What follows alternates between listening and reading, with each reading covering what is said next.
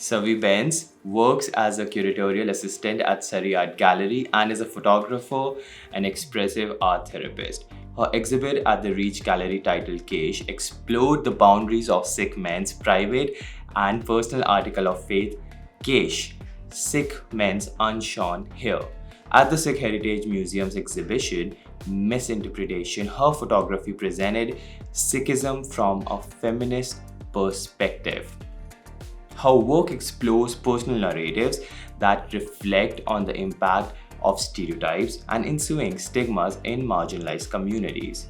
Her work provokes empathy, cultural appreciation, understanding, and cross cultural reconciliation. My conversation with Savi highlighted perspectives from different generations, moving to Canada as a new immigrant and also being children of these immigrants. We talk about home, language, identity, growing up. Savi beautifully pulls from her personal and familial experiences. I enjoyed this conversation a lot. I hope people listening may find it insightful as well.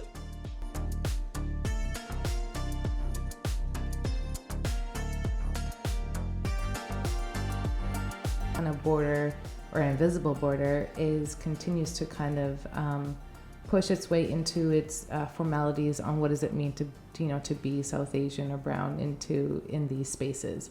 And so growing up on the east side of Abbotsford, in the 90s, and when I was a child growing up into I did my high school there and then my university, and so I grew up really not feeling I was, Indian or kind of South Asian. I had it in the home, absolutely. And we had traditions and, familiar with home and my elders and having community around my mussies and my puajis were so important to my growing up and for them to kind of hold a space around what does it mean to be a young woman living in the east side of Abbotsford. So, with that being said, I struggle with just a hybridity of the term of South Asian. I think for me it's been difficult because I remember as a little girl I wanted to be white, and I used to pray at night and say I really want to be white and I want to have blonde hair and blue eyes, and I wanted to change my name, and so assimilation was really strong for me. And it wasn't until, really in my late 20s, I really felt like, okay, I can really say that I'm brown and I'm South Asian. It's really difficult. I hated my skin color. It was just, and I think there's just still quite a bit of trauma there, and just realizing, what does it mean to kind of have this term.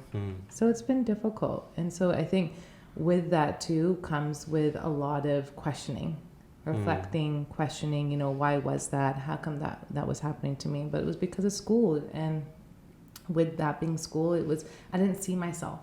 I didn't see many of me in school.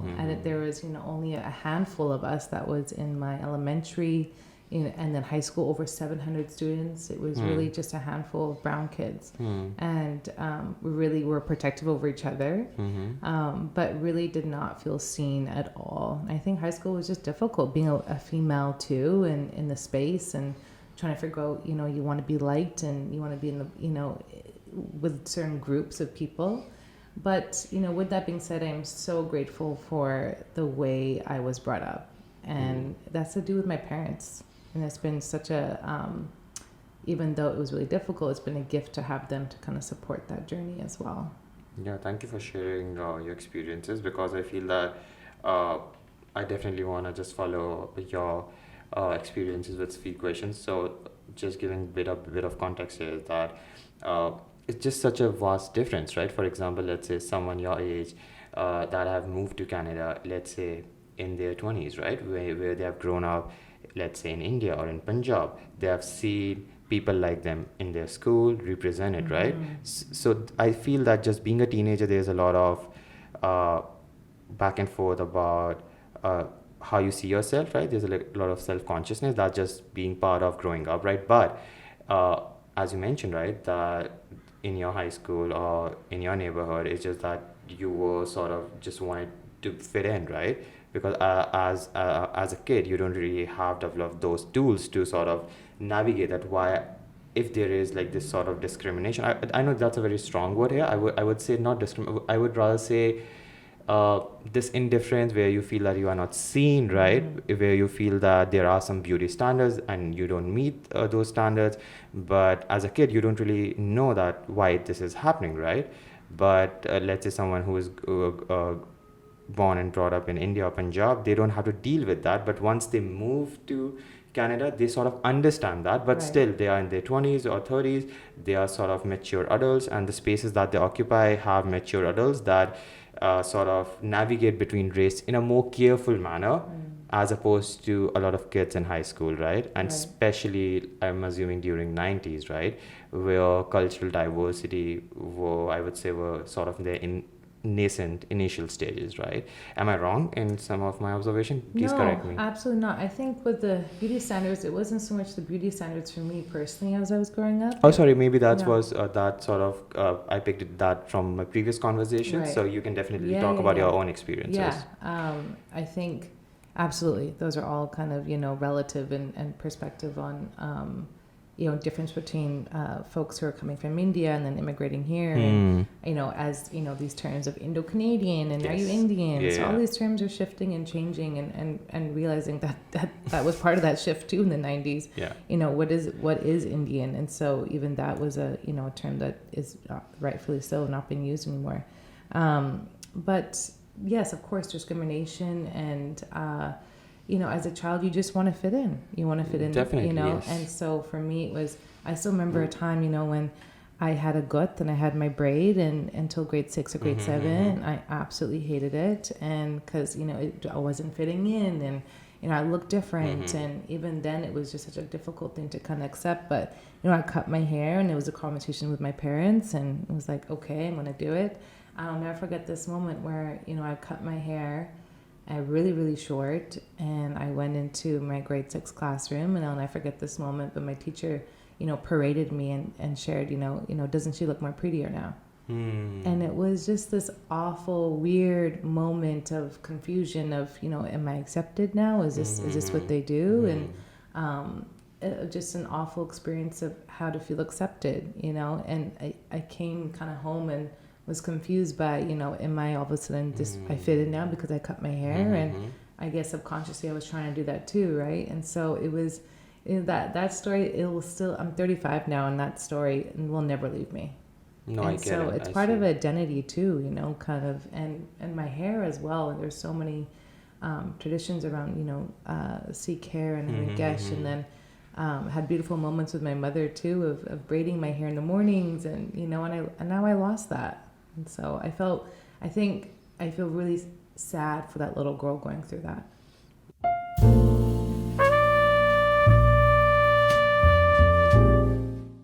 In Abbotsford, let's say in 2020s, your experience would have been a little better. I know that people who are growing up today, teenagers, they have different challenges for sure. Yeah. But do you feel that... It's an interesting question. I don't know if it would be better. I don't know if I can say that. I don't know. And now in this day and age, you have social media, and you have the awful kind of constructs of social media. And so I feel really grateful of not growing up in that kind of world in a way. I had my first cell phone, which is a little tiny Fido phone, and when I was 19. So there's parts of it, of course, that are great, but parts of it that weren't. And part of being growing up in Abbotsford, and why I say this as an invisible border in a way, the west side of Abbotsford was all Punjabis. So the high schools that were there, which were only 10 minutes apart, the were west heavily... part and y'all was sort of east. Very, I would say non-Punjabi. Non-Punjabi, very white dominant. Very white dominant. Okay. And Abbotsford is considered a Bible belt. And so there are an incredible amount of churches and, Mennonites, and so you have, as a kid growing up, you had Jehovah Witnesses coming in, to our homes and knocking the door, and, that you're going to hell, and, Jesus is going to save you. So just all these ways of kind of growing up were just difficult. I mean, as of course there are challenges, but you're also trying to figure it out. You're trying to map it together, navigating this. So I don't know. Sometimes I think, would I be better off if I was, went to school with all South Asians and all Punjabis? And or was it better to go to a school where it was more dominated? And so it's difficult. I don't know what is best, and I don't tend to live in that kind of way either, because I think even though there were challenges, I think there was a lot of beauty in that too. That builds your character, right? Absolutely. No, I'm not even even asking that you have to change. It's just that I'm just curious to sort of think about it, right? Like if there's like an Indian kid that's going to a white dominated school, what are the challenges that they are facing right now, right? Because now these days we have a little bit of accountability, a little bit of awareness, if I may put that in. At least these conversations are happening, right?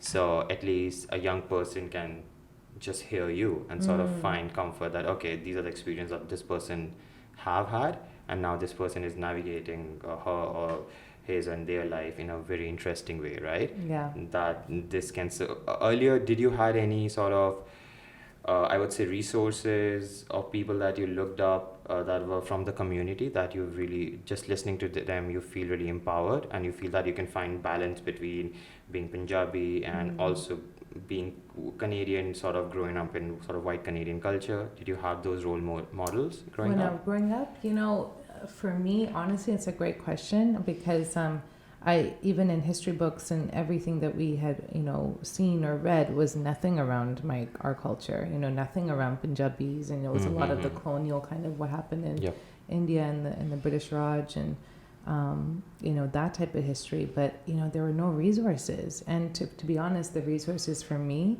growing up as a role model was my mother. And my puas and my mussies, like those are the female kind of, and my sister as well, of growing up in a way that I was able to kind of lean on them when I was struggling around my identity. And the one thing I think has been a thread is that continue to be yourself, continue to own own Savi, and I think with that, being a young kind of female and trying to figure out what's good or what's right, or what will fit. I think for me, those are my role models, and I'm really grateful for my mother, and for my grandmothers as well, my BGs, and what they have done for coming into Canada. I mean, they went through so much strife to get here, and what they had to experience. And I know there was a level of protection as well, for to protect their daughter and to protect their niece and sibling in a way, but at the same time you kind of have to go through those challenges to kind of grow from it, or see a different side of your own self in a way. So those are my role models, that's amazing. And those continue to be my role models. I will say that, and now I get to be a role model to my nieces and nephews now.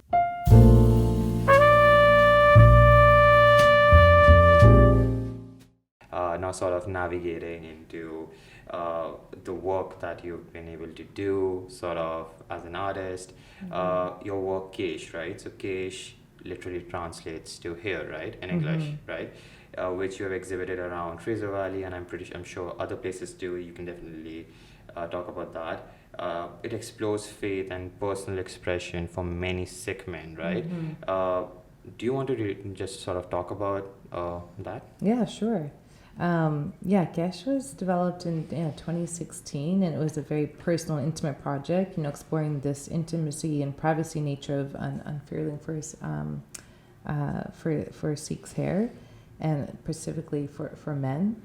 And came out of a conversation with a friend of mine, Jazz, and we were out with some friends, and we were on an island and we're all hanging out. We went boating, and he took his patka off, and I saw his hair for the first time, and I was just wow, okay. He feels that happened with me as well. Wow. Because as you mentioned, of growing up in India, my best friend was a Sikh boy, and because he got hit in his head, and he has to wear stitches, and he has to keep his hair long, and I saw his beautiful hair for the first time. I was literally just amazed, right? First by his patience of actually able to keep it so tidy, and also just the beauty of it, right? Please continue. Absolutely. And so it was a conversation with him, sharing, wow, what makes you feel so comfortable, and I had seen his hair out quite a bit, and he'd put in a bun, and sort of a man bun, and without his kind of patka, and he said,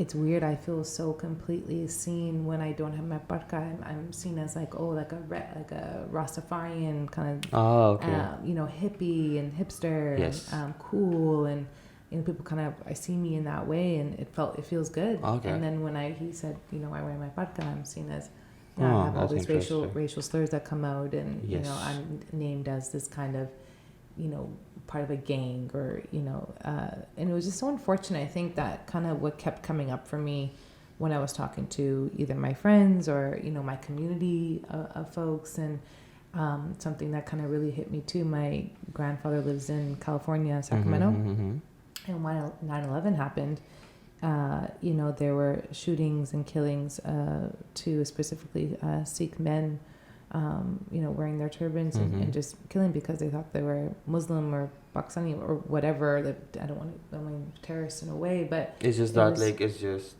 it's just stereotyping, right? To its worst. It's just that anyone who we don't understand and know, we just label them. But also killing. Post 9/11 hysteria, right? Yes, and it was just an awful situation to kind of see, and to see my own grandfather kind of go through that kind of time in the States. And I still remember him wearing a God Bless America t-shirt every day. Just to show people that, he was kind of patriotic and for the country. But, so it stemmed from that. It stemmed from also South Asian men, coming, sharing in Abbotsford that there was a big gang kind of affiliation, specifically with just Sikh men. And so I was trying to, change that kind of narrative, but also educate people, what is, everyone kind of has this term of what's under the turban.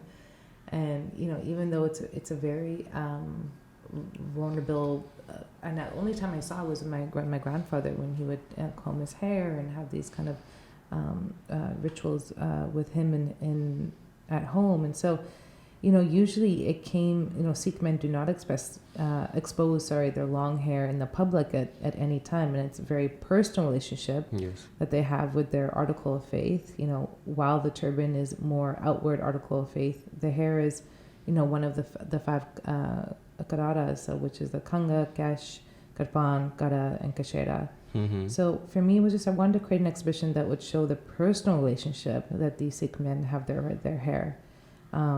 And that there's still, mystique in the minds of many others of what's underneath the turban, like I shared, and also a chance to educate the public of what, this is an important sacred practice with Sikhs and with women as well. So, I started out with about 10 or 15 men, but only really 3 kind of committed and confirmed. And so most were friends and affiliated friends, and so I went to their home, and a very intimate space of in their rooms, and they would did portraits of them with their hair out, and also photos of them unfurling their hair and with their hands, and this kind of practice. So it got a lot of traction because no one's really done it. And there was a piece of me that was will my community kind of X me for this kind of work too?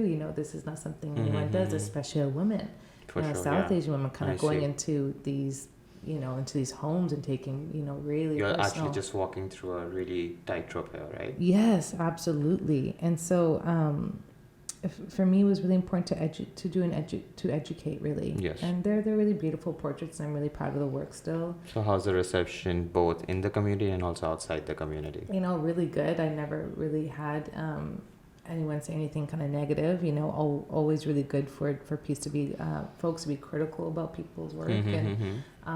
But that was a piece of me that what would the community say? But it was really great, and I had a lot of folks that came up to me and said, please, take a portrait of me, or this is how I feel seen too, when I don't take my patka off, and I go into the community, and it's a totally different experience I have.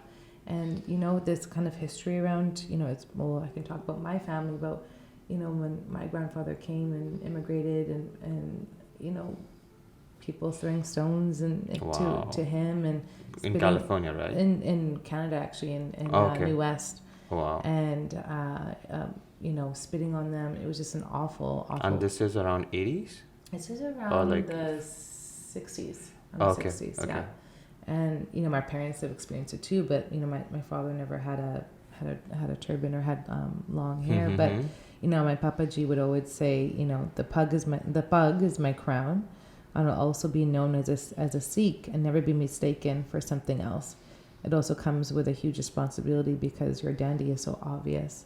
Yes. And so that kind of was always struck with me to, you know, have this, you know, people should feel proud, you know, that these men. And so it's also changing the narrative in Abbotsford too, that, you know, not just every South Asian male is in a gang and affiliated to gangs, that people should be educated that, you know, that we had this, you know, kind of term being used and overused, and it still is being used in the Lower Mainland, that, you know, a lot of these Sikh men are kind of affiliated with gangs, and so it was part of that. And I feel just that's such a limiting worldview. When you mention again, I feel there is always reality, and it's just that it's just that. But I feel that because growing up in India, I feel that I am really familiar with Sikh culture, because that's just how, if you grow up in India, it's just that part of your life, right? You interact with a lot of sardars who are your friends, and you ask them questions as kids. Your parents also educate you so that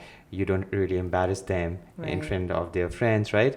And you also know about the spiritual and the political and the social ramification, because we read these histories, right? And similarly, a lot of Sikh community actually know a lot about Hindu text, Hindu culture, and they are like symbiotic, right? In a way, in a lot of tradition intersect. And I would also say that for Muslim culture, if you're growing up in India, you also know a lot about Muslim culture. So that's why there's just a lot less stigma there. But I can see in Canada, it's just that, oh wow, this is so foreign for us, right? If there is someone who's not exposed to all these ideas, right? So that's why there's also this limiting worldview that, okay, brown people, Muslim, not even like Muslim, it's like Muslim, and the Sikh men, they have long beard, Muslim also have long beard, one and one an association, they are one. They're one, right? And let's say it's just this something negative happened to any of this religion, it just becomes amplified over the massive positive impacts that Sikh communities and religions have, right? Absolutely. So I feel that that's also about narrative, also exposure, and also who you are getting your information from, right? Absolutely. And it was, you know, also around the kind of, you know, Kesh in general, around hair, you know, these traditions that not just, you know, our culture does in Sikhi, but, you know, Black, Indigenous, there's so many traditions and sacred kind of spaces around what does the hair mean, and oiling hair and the combing and the grooming, and so this combination of, you know, what does hair mean, and kind of in all these different religious practices. No, it's so funny when you mentioned that. One of your friend, he mentioned that when he doesn't wear it, that people identify him as like sort of hippie, Rastafarian, and then he feels slightly accepted over when he wears his pug, right? So that's so strange, right? It's just that, why is that? Like, why like this shouldn't have happened, but this is a reality that he feels, right? Yeah. Social constructs, social media, all these different things that kind of come into play, right? And so what you see, you know, people are kind of wanting to attach their own identity to yourself in a way. I see. So I think it's, you know, it's the stigma as well, but, you know, it's time, and we have been doing that to kind of change the narrative for you know, for folks in the Lower Mainland, especially, that, you know, brown people are this or brown people are that. So it's important for, I think, I'm proud of that, you know, as a South Asian woman and a Punjabi woman coming to the space and kind of showcasing this work was, you know, a huge privilege and honor, and also a big responsibility and accountability as well, to kind of go into the space as a photographer, as my practice, and try to continue to do that, is to kind of, you know, push people, the boundaries a bit, you know, push the edge, you know, what can we see, what can we do, and to inform as well that art, I think art is so great in that way, because showcasing these kind of works and in institutions and exhibiting into these spaces where the community feels seen and heard, and it's really important. And so to have these conversations that, you know, around art in this way, it becomes like this kind of beautiful way to actually, as an entry point, and it doesn't become so hostile or you know, it's just a way to kind of inform maybe a narrative.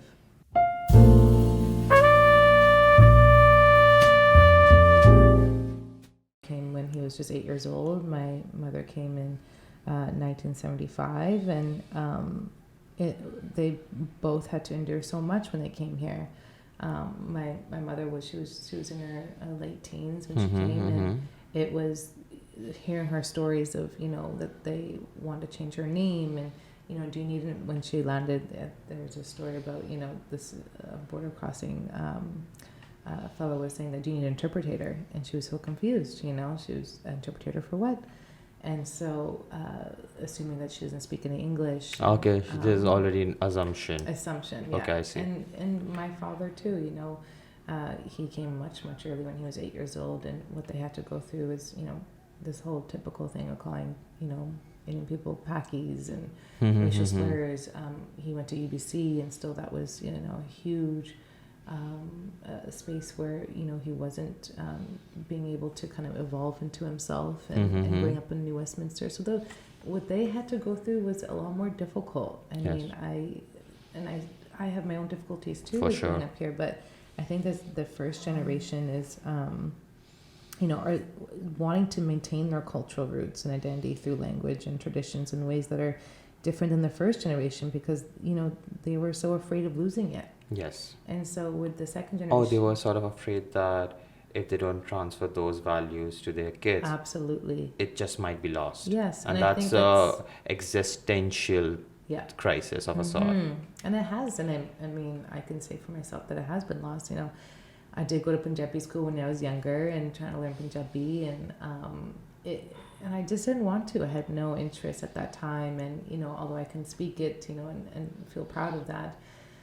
But at the same time, there's so many second generation, even some of my friends who are just so don't know the language at all, can't even speak to their elders, this or traditions, That's why you feel that the cultural, the values that could, because I feel language plays such an important role in communicating those ideas, right? So, okay, no, that's a very interesting thing. I think with second generation now, or South Asian second generation, I do see maybe in so much in the arts, at least, in here in the Lower Mainland in BC, is that we're pushing and striving for a new narrative. I do see that we are still continuing to advocate for our own heritage, for our own cultural roots, but in a different way now. And that's really important. When I was I did an exhibition with an artist, Curator, and it was her book called Punjabi Garden, Punjabi Bog, and it was a language book, and talking about the alphabets in Punjabi, and kind of a learning book in itself. And it was just so beautiful that we exhibited it that way, in the sense of how important language is, how important is our roots and our culture to kind of learn a language, our mother tongue, and to continue that, whether it be in Punjabi or in a different language.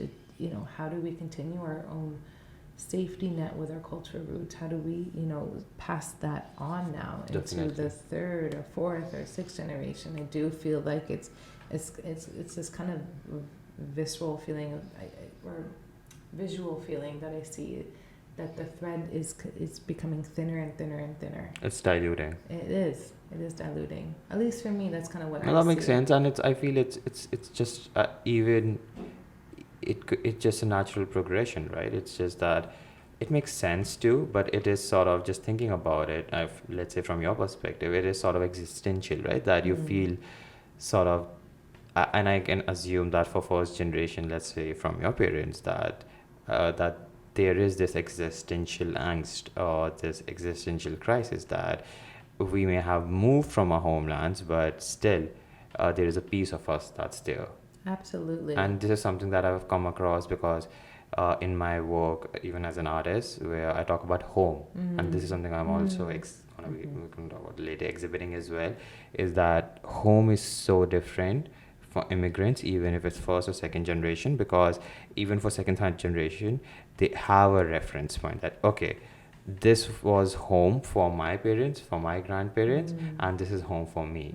But actually, I'm somewhere in between space, right?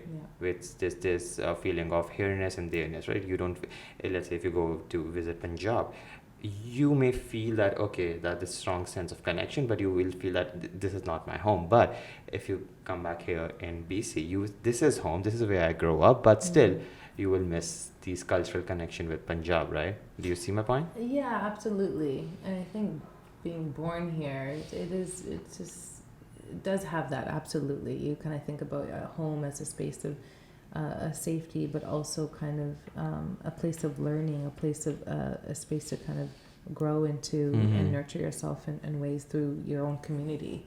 And that for me is here. Yes. When I go back to India and I visit, Punjab or my grandfather's village, and I see, how they were raised, and it's a beautiful, beautiful time to kind of reconnect to that lineage and that connection around, and we come from, we're farmers, so it's a really big part of our own cultural roots, and